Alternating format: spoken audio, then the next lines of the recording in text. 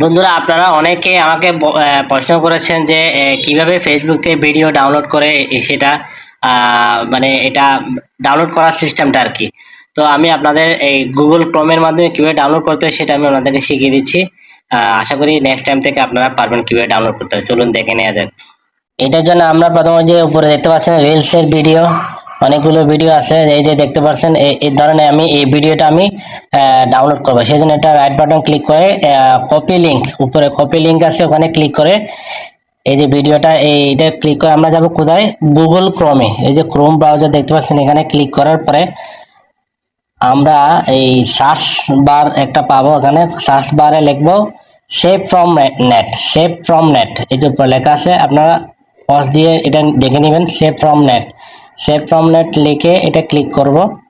Click করার পর উপরে একদম ফার্স্ট যেটা দেখতে পাচ্ছেন EN1, এটাতে ক্লিক করবেন। ক্লিক করার পর যে কপিটা আমি কপি করছি এটা আপনি এখানে পেস্ট করে দিবেন। পেস্ট করে দিয়ে এখানে ডানের চিহ্নতে ক্লিক করবেন, এটা অটোমেটিকলি এটা আসবে। এটা বাফারিং হচ্ছে, এই যে নিচে দেখতে পাবেন এই আসবে একটু পরে, এই যে আসছে দেখছেন, ওই যে ভিডিওটা চলে আসছে। এটাতে আমরা MP4 নিবেন নাকি MP3 নেবেন, কোনটা নেবেন এটা আপনার জাস্টিফাই করে আপনার ডাউনলোডে ক্লিক করবেন। এই ডাউনলোড হচ্ছে, এই যে ডাউনলোড হচ্ছে। এখানে যে কোনো লিঙ্ক আসুক না কেন আপনার ওগুলোতে ক্লিক করবেন। উপরে আপনি খেয়াল রাখবেন এটা ডাউনলোড হয়েছে কিনা। ডাউনলোড হয়েছে, আপনি এটা বের হয়ে যাবেন এখান থেকে। বের হয়ে আপনি গ্যালারিতে যাবেন। এই যে গ্যালারিতে গিয়ে দেখতে পাবেন যে আপনার ভিডিওটা কি, কাঙ্ক্ষিত ভিডিওটা কি ডাউনলোড হয়ে গেছে। এই যে দেখতে পাচ্ছেন এই ভিডিওটা ডাউনলোড হয়েছে। আশা করি সবাই বুঝতে পারছেন। সবাই এইভাবে সিস্টেমটা শিখে নেবেন।